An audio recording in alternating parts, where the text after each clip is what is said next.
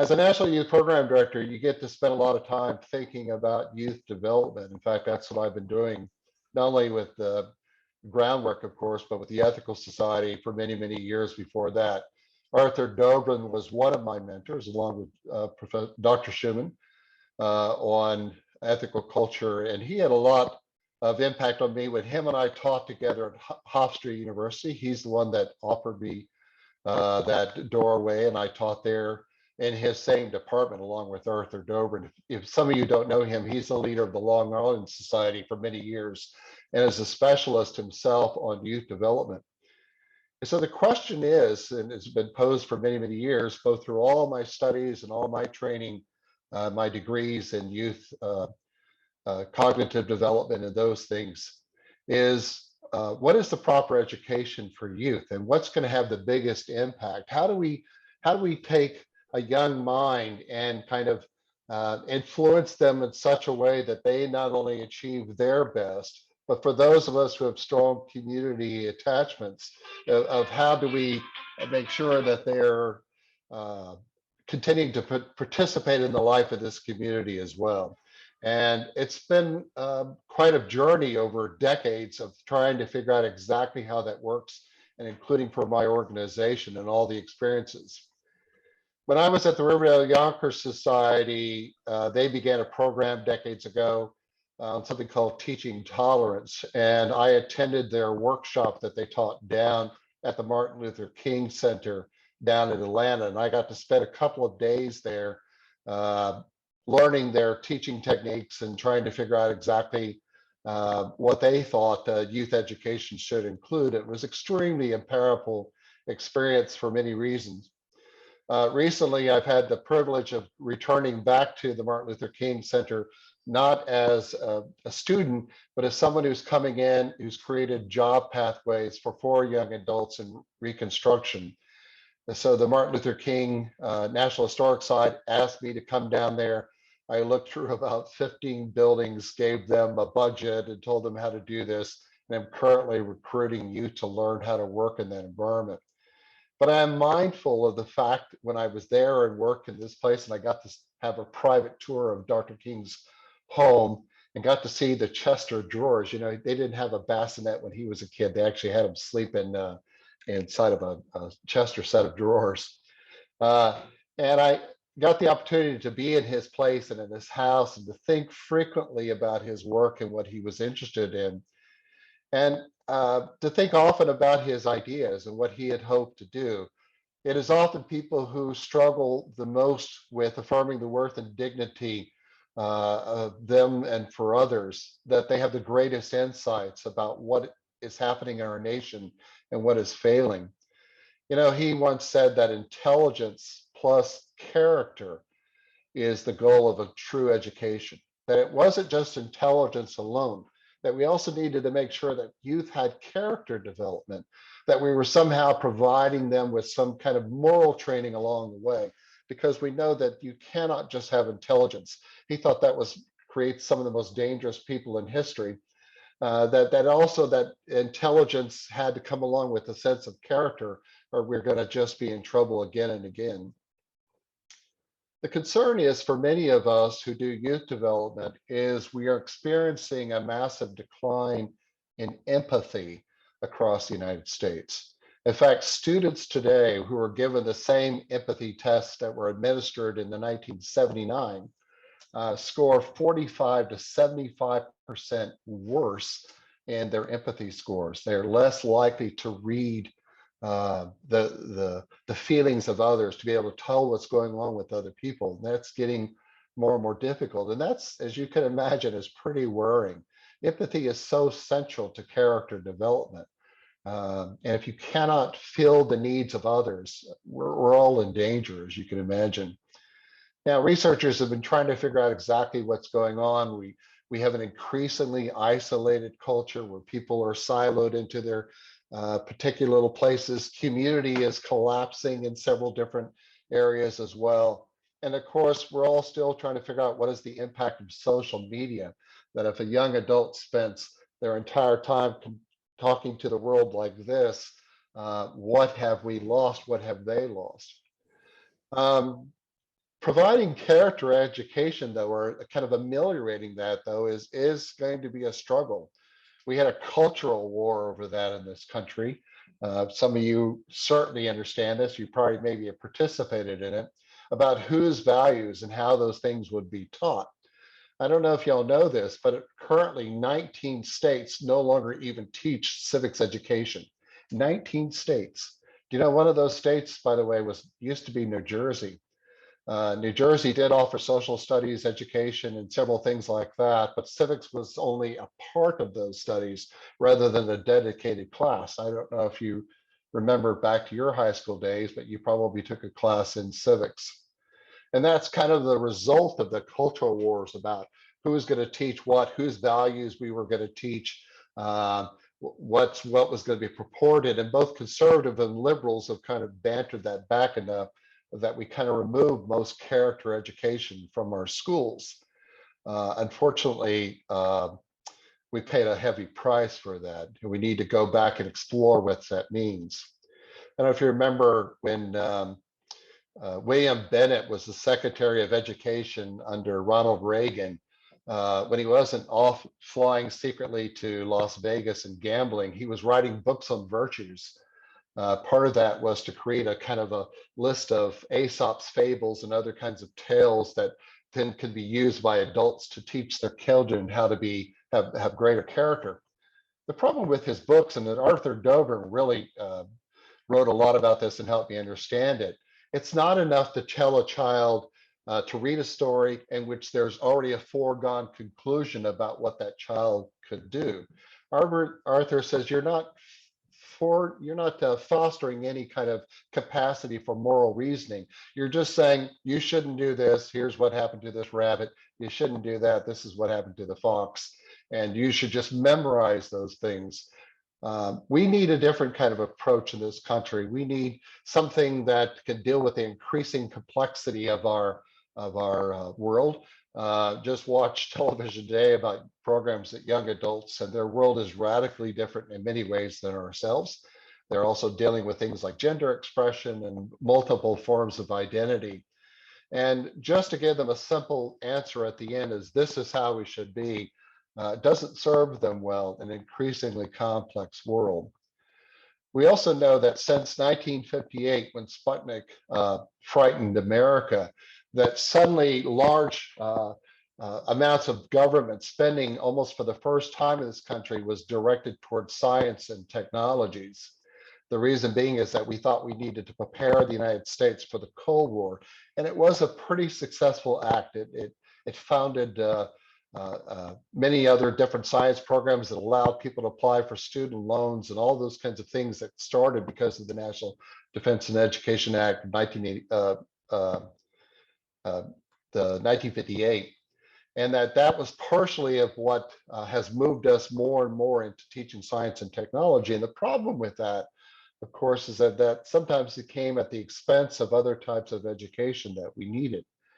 So we have a very, very, very complex society, and we have a lot of kind of challenges ahead of us about how we should provide character education. Before I go forward, I just want to hear from a couple of you. I'm going to have Susan kind of play cop here for a second and try and just make sure we get through.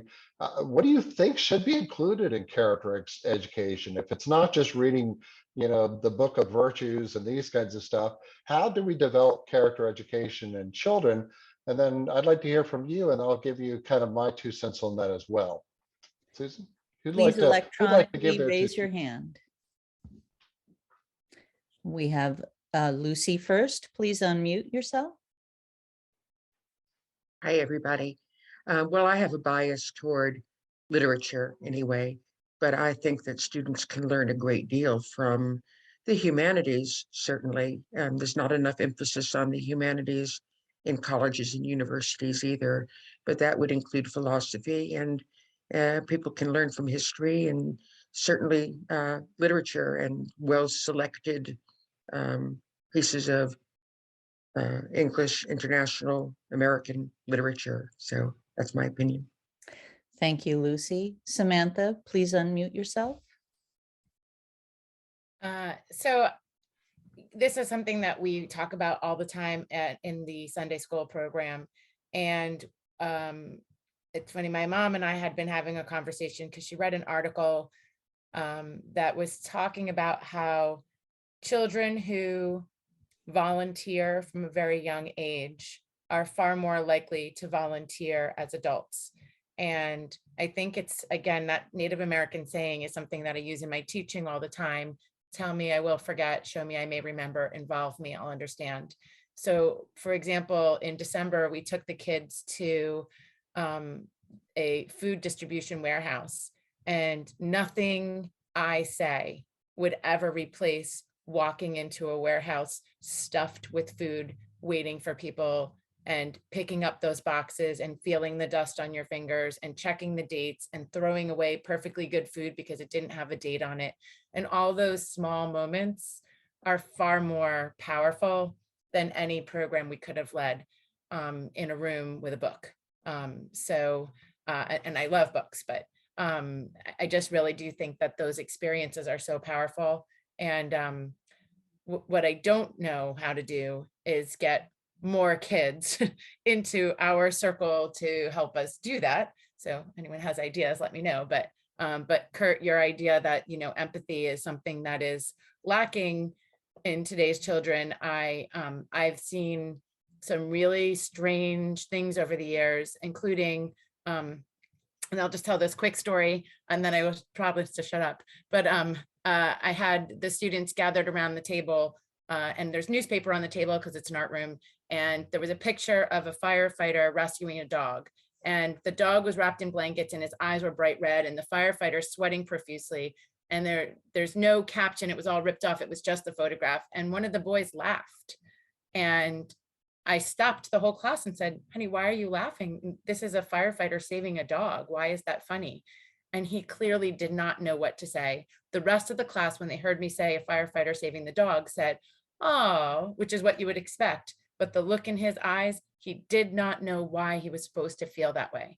And it stuck with me that I'm not sure that's something I could teach him. And that's something I think about all the time is, can empathy be taught? Or do you have to be involved? So that's my 2 cents. Thank you, Samantha. Curt, we have 4 other people. How many more would you like?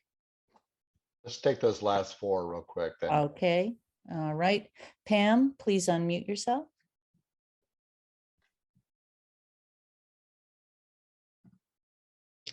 Hi, everybody. Thank you. My opinion about this, and it's very strong with me, is that education and empathy start in the home. When I was brought up to be educated, to read, to love, understand people. Unfortunately, many families do not have the same empathy that I was brought up with, that you were brought up with. So I say education and empathy start in the home. And if your parents don't have it, it's something that's going to be hard for you, Samantha, to understand, because maybe that little boy did not have the empathy in his home that we all have as ethical culturists. Thank you, Pam. Jim, please unmute yourself. Yes, boy, this is a subject near and dear to my heart. I mean, when I was coming up through public education in northern New Jersey, civics was not a separate course, but it was a major component in social studies. And when we graduated from junior high school, we each were given a copy of the United States Constitution and the New Jersey State Constitution. And when we went on through high school, part of, I believe it was part of our history courses, we were encouraged to go and sit in the local municipal night court to see what was going on. And while empathy and how we fit into the world and how the world matters to each of us, yes, it should be something that is brought into home training, but if it's not, public education is the place for that. And it really needs to resume a strong emphasis. I treasure it so much. And in the absence of empathy, I would suggest that through role modeling, at first, you know, the old expression, if you can't make it, fake it. Well, eventually we learn from the people around us, other kids, we learn from other adults. And if we don't feel it, we learn to look like we feel it. And pretty soon we feel what we learn to look like. And I think we just need to continue hammering at it. And Curt, thank you for bringing it up. Thank you, Jim. Terry, please make your comment. Thanks. Yeah, I'm not a teacher or any kind of school professional, so I don't have expertise in this matter that other folks do. But I just want to say, whenever this topic comes up about how bad today's kids are, I always want to say, what angels and princes did you grow up with? Because growing up in Jersey City, the kids that I grew up with were not angels and princes, and Thomas Jefferson's, short Thomas Jefferson. They were not always nice. A lot of them were not bright, and they didn't have a shred of civic duty in them. I grew up okay, but not everybody I grew up with did, and my own kids and their friends that I've had experience dealing with are head and shoulders sweeter than many of the kids that I remember growing up with. And I think biologically, a certain number, very small percentage of people are just sociopaths. And that's just the way it is. It's always been the way it is. And hopefully we'll figure something out, but thank you. Thank you, Terry. Ed and or Diana. Diana. It's me. I'm responding to, I guess, what I understood your question to be, which was what should be part of a curriculum to develop empathy in children. And what I was going to say is a technique which can be used at all age levels. It's called role play. And in role play, kids take the parts of different people in situations. And then there's analysis of that. There's discussion. How did you feel when this person said X, Y, or Z? There's different ways of doing it. You can do it improvisationally with older kids. You can do it with written scripts. And also, as kids get older, the ability to watch dramas, plays, and scenes from plays of different levels of maturity, and then analyze those with the kids and discuss those. I think these experiences are ones that would be strong in children's minds and memories, because as they say, we remember more how we felt than what someone said to us. So you might have had a very nice teacher who always said nice things, but if that teacher made you feel bad about yourself or something else, you are going to remember that much more strongly than 179 days of her being nice to you or him being nice to you. So I think that role play and drama is a very important teaching tool for all age groups. Thank you, Diana. Javier, I think we're ending with Diana. Curt, Javier put up his hand. Should we move on? Okay. Bueno más, Javier, pero mucho rápido, por favor. Mucho rápido, Javier. Okay. I wanted to tell you about how my mother influenced on my empathy. As a kid, on my country, we had civil classes, but as a kid, my mother used to do a year. She used to buy gifts and put it away. As a kid, a lot of gifts. And at the end of the year, she would go on her car to the poor towns and show and give the gifts to the poor. And we would see that interaction, how these people would run to the car to get the kids, how happy they were, and the living conditions of these places. And that kind of wakes this empathy on me to see that on them. Thank you, Javier. appreciate that. I kind of want to share for y'all just a bit about what ethical culture has said about this over the last few years. I have to tell you that much of the work that I do with the groundwork incorporated quite a bit of this. In fact, it's in our logic model as well. Another way that groundwork, excuse me, that ethical culture movement has influenced yet another organization. So there are kind of 6 different things that we typically focus on. The first is that we do understand that youth need a capacity to reason. That's just one of them, that we obviously need to continue to help youth to develop their capacity to reason, to think through things and how they come about and why they are their way. Of course, my parents, if I ever asked them why something is, they would say, because I said so. But luckily, I was the kind of person who pushed back on that, and over time, they got to know that I would never just take that as an answer.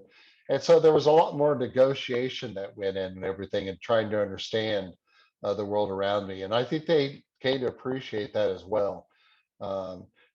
Families that do kind of foster more reasoning and thinking through things and asking youth to figure things out. I'm sure when you were kids, your parents would say, like mine did, like, oh, go look in the encyclopedia to figure out what something is. They would never tell me. I don't think they really knew, but they would tell me to go look in an encyclopedia, and there I would find the answers that I wanted. But they did kind of push that. So that capacity to reason starts as pretty young, and it's one of the primary indicators of what we try to do with our youth. The second, though, is also emotional intelligence. And this is a different kind of intelligence than the standard kind of reasoning capacity.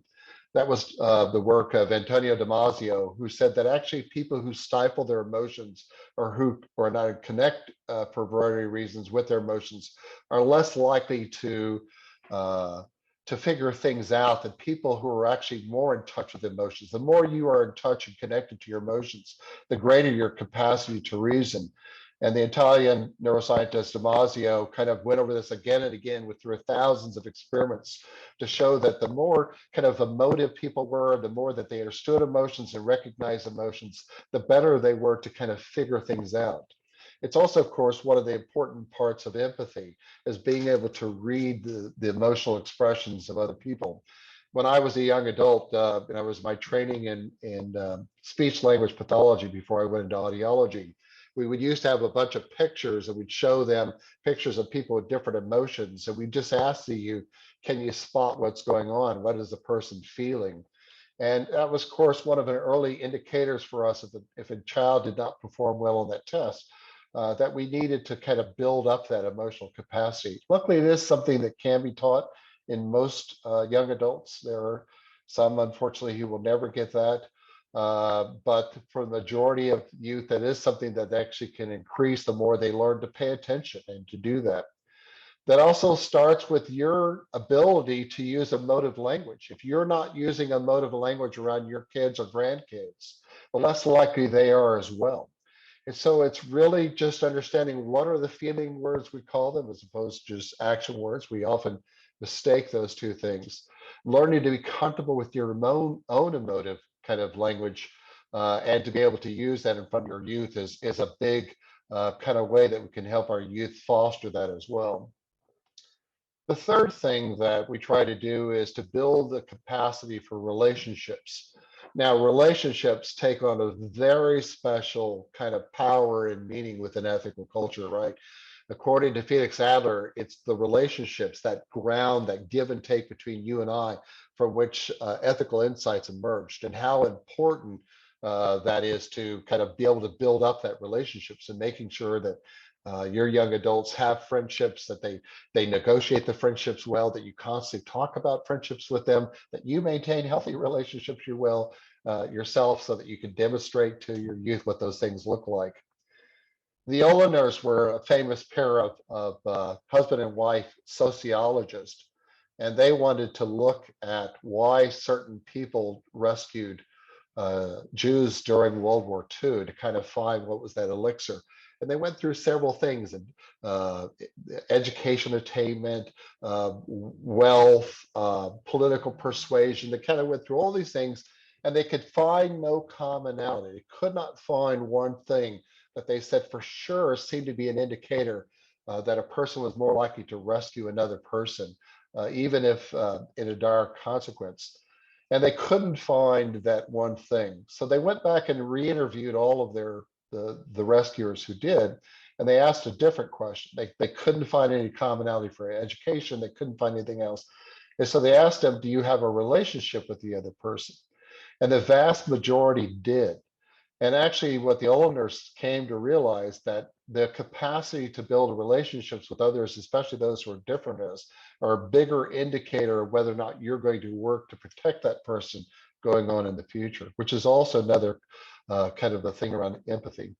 The less people had connections with other, the less they were likely to build relationships out of their small circle, the less likely they were to kind of protect people. And we've seen that research repeated worldwide.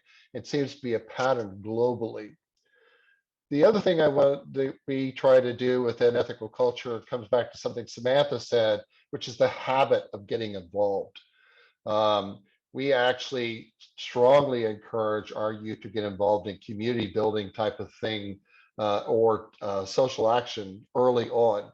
Now, that may include sometimes dragging your kids to these things. And for a lot of liberal parents and progressive parents, that strikes them as wrong. Like, I want my children to be free to decide for themselves what they want to do.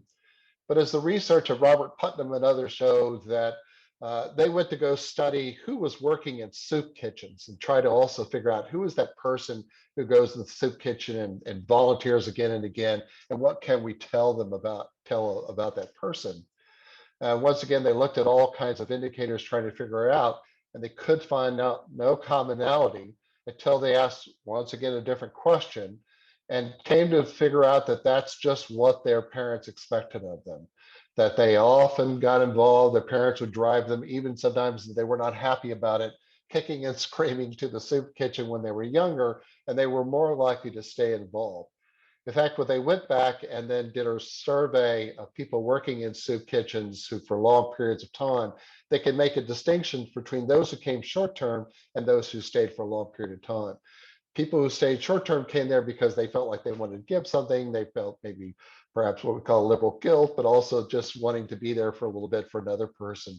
But those who stayed the longest just had a habit of being involved. It's what their parents expected from them. They did it again and again and again. And that's just what they happened, which is the other reason why it's so great to hear when Samantha talks about all these trips that they take the youth out and how they keep them engaged. That's so important.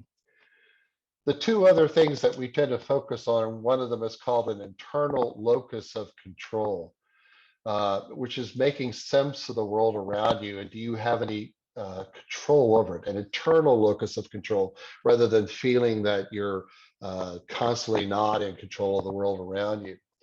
The more that children feel that they have some control of the destiny of the world around them, the more likely they are in the future to make choices which we would think of as ethical type of thing. These are common for us in the trauma-informed community. So I work with mostly youth who come from pretty tough economic conditions and backgrounds.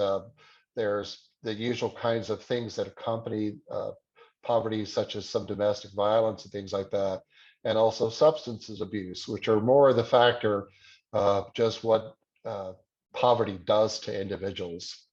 And so we have a set of practices we use within within our work, the trauma-informed community, which is to help youth feel some sense of control. Researchers have looked back at the children of alcoholics, especially when those alcoholics were wildly out of control at certain periods of their lives, and found that those youth are more likely to just, who grow up to be adults, to say, nothing is I can control. It's all up to destiny, nothing matters. And they think the reason why the children of alcoholics may sometimes say that is that when they were young, sometimes they went in and said things to their parents and it was fine. The next time they walked in the door and said something, they got slapped upside the head. There wasn't any predictability to that. It's also just important to structure the youth's environment. Progressives are sometimes afraid to put rules or structure on type of kids, but as we know how important that is, I'm sure several of the psychologists in this room would agree the importance of having some form of structure, because then that makes the world more predictable for the youth. They understand what's going on. They have some sense of control, especially if the rules are consistent. If the rules are not consistent, then you can understand how that wouldn't make any difference. And the last thing we've often tried to do with our youth is just openness to new experience. I don't know if y'all remember, J. Robert Oppenheimer wrote a book called The Open Society, and he said that was one of the most important things that we needed to do to stave off nuclear war. It's just to have people to become open to new experiences, to diversity, to differences and things like that, and to be comfortable around that. Openness is one of the 5 big personality indicators currently used by people who look at kind of different personality types. And it's how open are you to new experiences and how comfortable are you with those?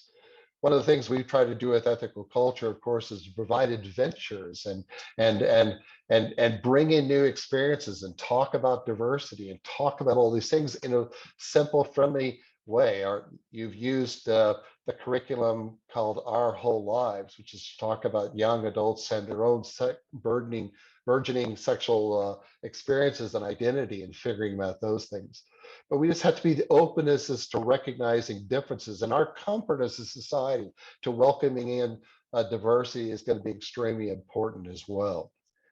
So here's what we're planning on doing with all these ideas, and no doubt many more that you'd like to share. Some people gave some great ideas in the coming year. We're going to be offering an additional service every single Sunday morning called the Family and Friends Circle.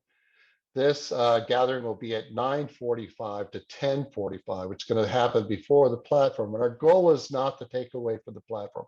I want all the membership to understand that. Part of the reason we had to do this is because some of the youngest children around us are not vaccinated. We have to create a place where they can come in the doors, because for the last several months, our youth have not been allowed to come into our building and have basically been standing outside. That's no longer tenable with the weather or those kinds of stuff. So we're going to create a second service that anyone is invited to. You just need to understand that some of the youngest children will not be vaccinated, and therefore I want you all to be safe and to think about that. But we also got to create a place where we can all come together in one great learning circle, that we can employ a lot of these ideas, the capacity to reason, the emotional intelligence, the capacity to build relationships, and getting involved in projects, feeling a sense of internal locus of control and openness to new experiences. It's going to be a very, very different format than this Sunday morning gathering, because we have young adults there and we have to incorporate all different kinds of learning styles. But we just wanted to kind of share this with all of you, that we're going to make a concerted effort in the coming year to create this kind of space during the pandemic period, where we could continue to offer our children kind of rich learning experiences.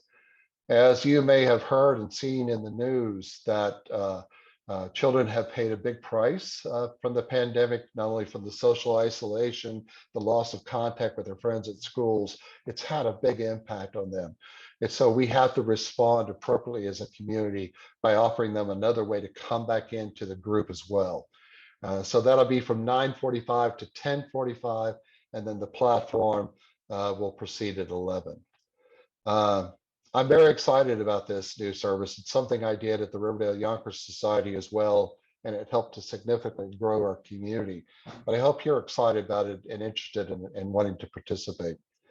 What I'm going to do right now is to call upon Jim Norman to actually lead us through some resonations. I'd love to hear your ideas and thoughts, and I turn this now over to Jim.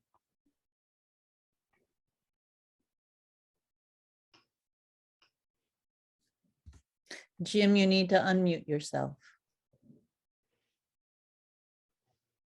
How about that? I was unmuted. I just muted myself. All right.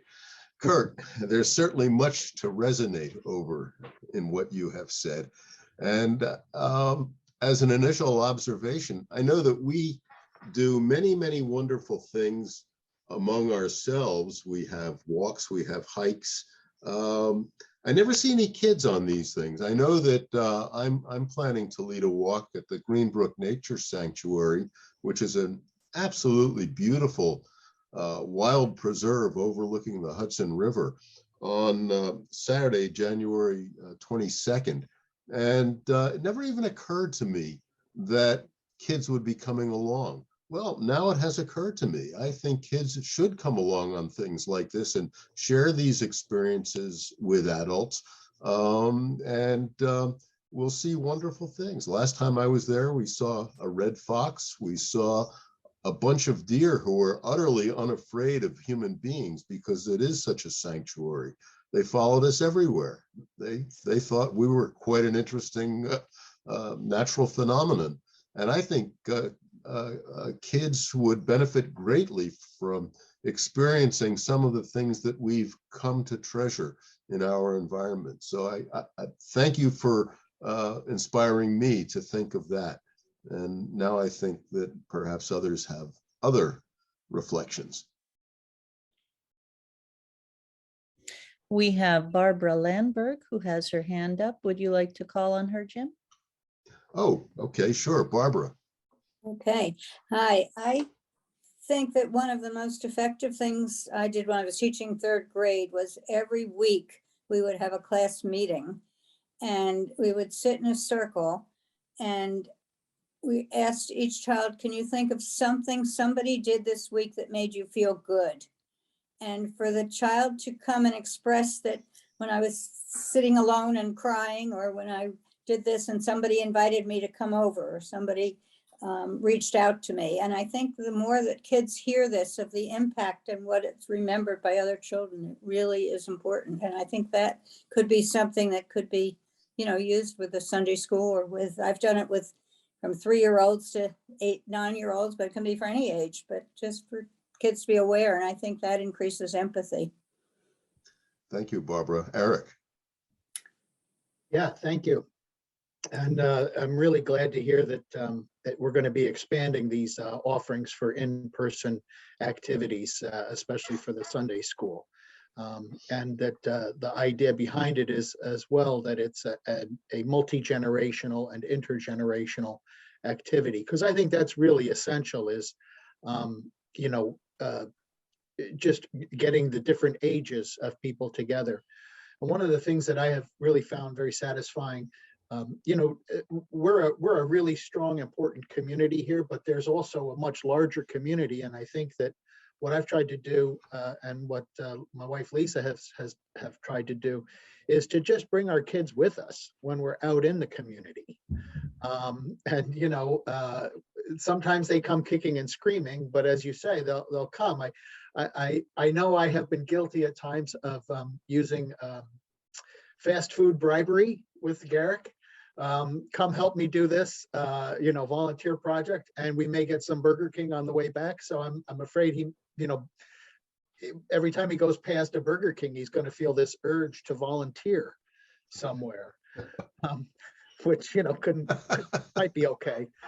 But I mean, really, I'll say also, when they see adults acting together, and one of the groups that I've been very active with is the Scouts. And when he sees just the people putting the activities together, when young people see us as the Ethical Culture Society putting activities together, not just the activities, but the organizing of those activities, and recognizing that these things don't happen by themselves. They don't happen because somebody else did it. They happen because we did it. And so I think that's an important thing to encourage them all throughout to be part of the organizing and the leadership. Thank you, Eric. Lisa Schwartz, you have your hand up. Yeah.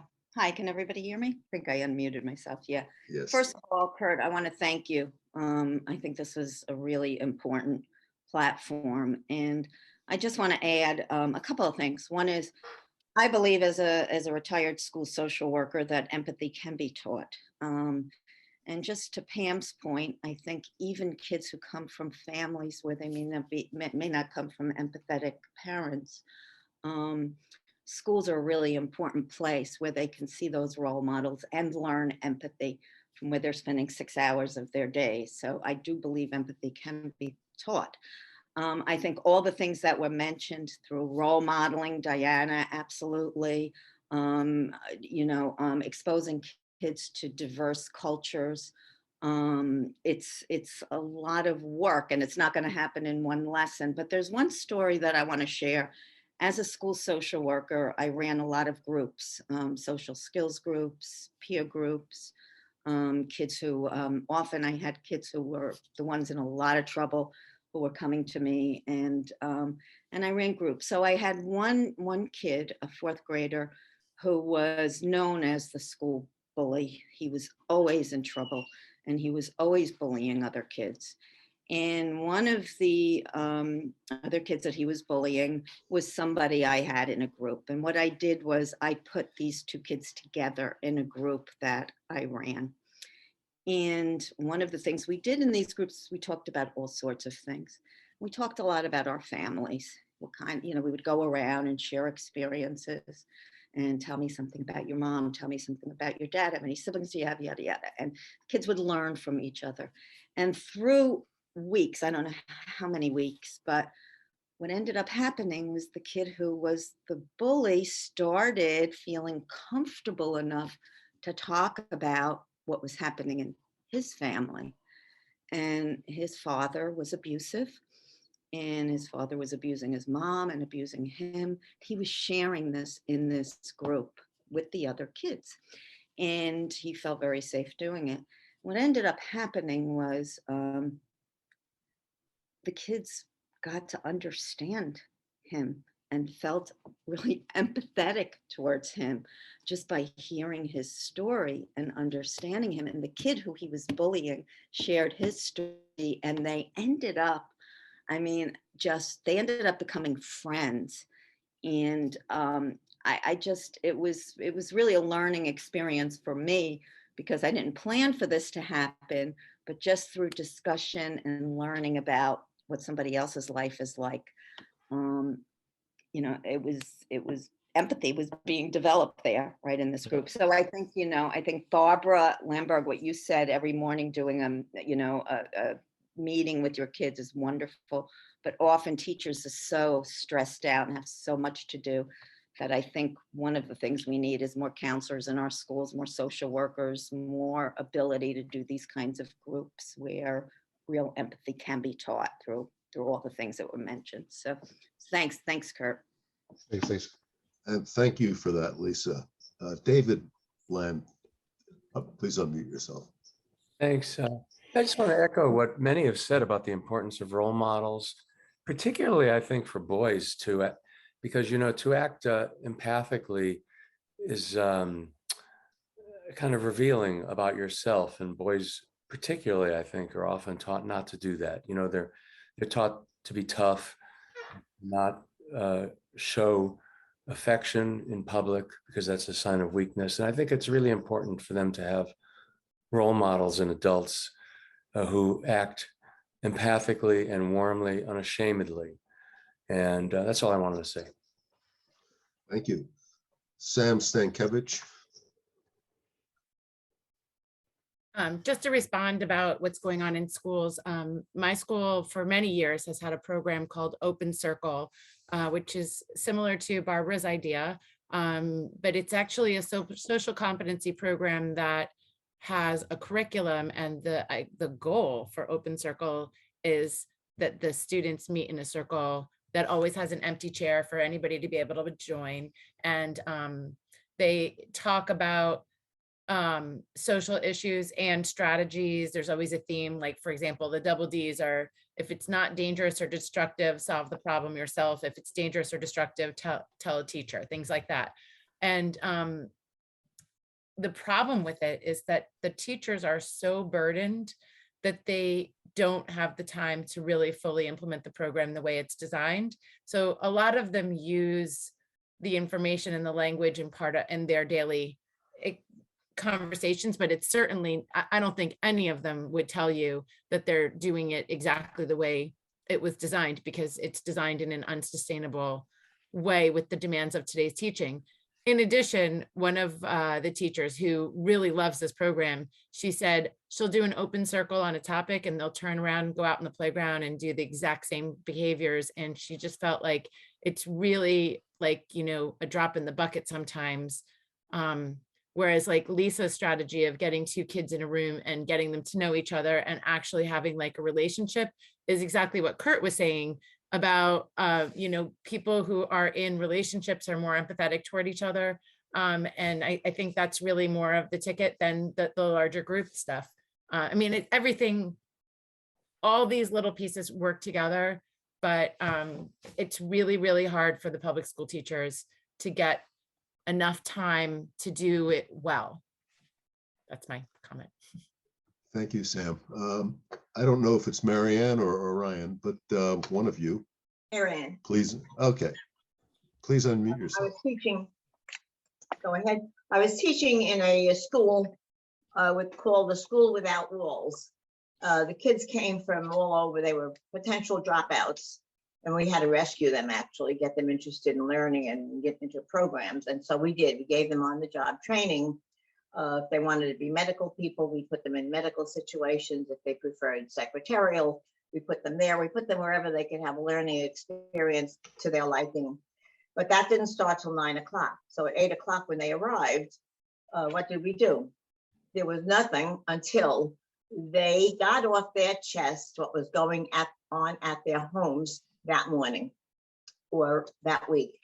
And once they talked about their experiences at their home and how they were feeling and got that spoken, then we could proceed with classroom work. It was an amazing situation, and I learned you don't do a thing with these special kids unless you give them the opportunity to express where they're coming from that very day. And it worked out really well because my kids did well. They adjusted well to their positions. Most of them did graduate from the high school. So I was pretty lucky that I had that good result with them. Thank you, Marianne. That really important thing about the personal, the very personal aspect of relating to these people. Thank you, Marianne. We have time. Thank you. We have time for 2 more comments. Well, Ron, I think, has his hand up, and then Gloria Smith. Thanks, Jim. Just wanted to relate to something that I learned when I was teaching Sunday school here at Ethical Culture. I taught the seniors for 6 years. And one of the important things I learned was the importance of peer pressure and having kids understand feeling empathy for other kids. So the first thing I did with my Sunday school class every day, every Sunday, we started off with a section. It was entitled, "What Nice Thing Did You Do for Somebody This Week?" And every kid had to speak up in the class and talk about what nice thing or good thing they did for somebody else.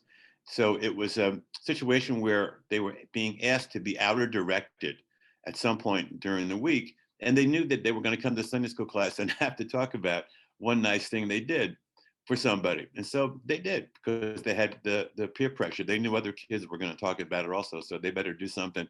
So they would come in and talk about, oh, I picked up somebody's book for them who dropped that. I opened the door for somebody, or I spoke up for someone who was being attacked.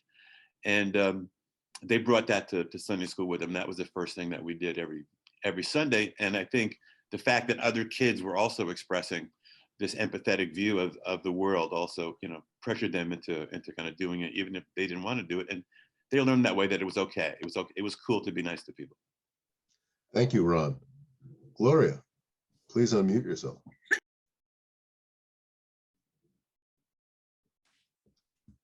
Yes, I also am an ex-teacher. I would just like to mention something has to be done in the teacher training classes that can encourage empathy and an understanding among them.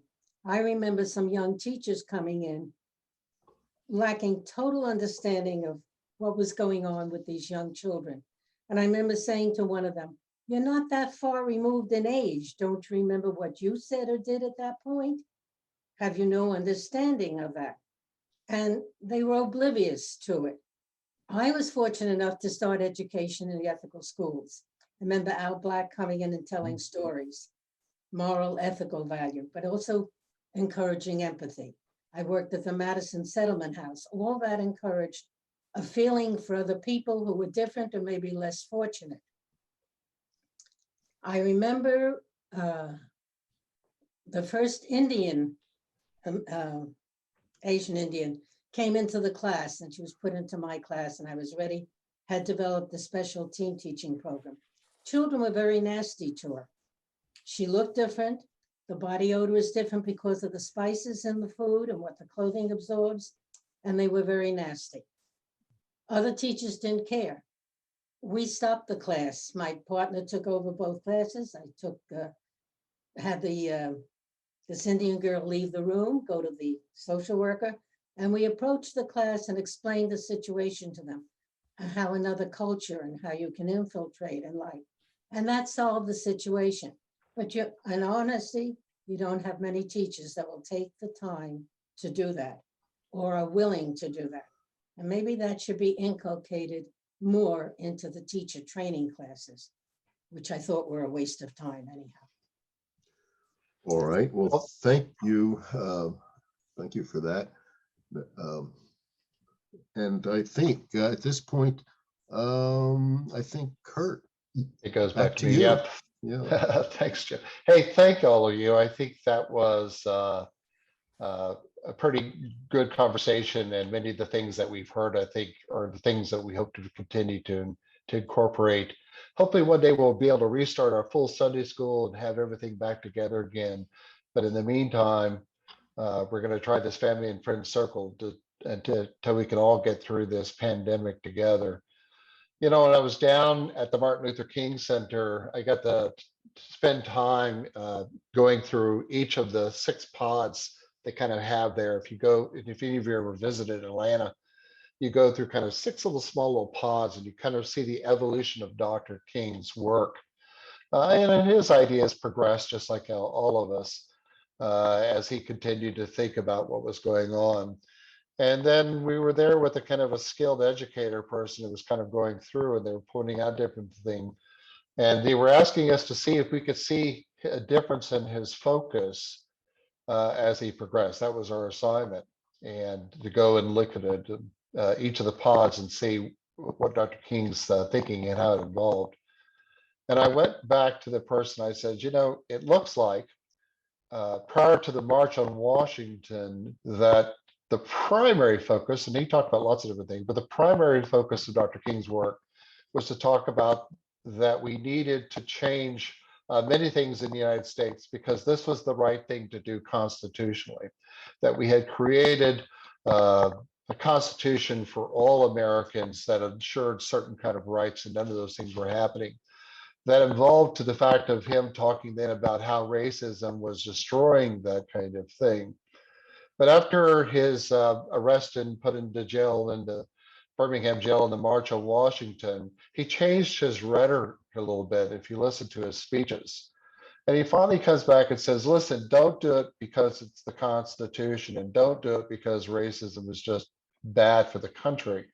Do it because racism and the impact of all this is destroying the soul of America, including your own soul. So he shifted from what is the law to what we all needed to do ethically to be better people. And that, they say, was the biggest impact that Dr. King had. And that's the kind of way that we want our youth to grow up as well. That ethics is not just something that is a set of rules or ways that we can build a better society, but that ethics is the way or the means through which we can also ensure the greatest fulfillment of our own youth's humanity, that they ever be ever more human. And for me, that means also thinking more about the natural world as well.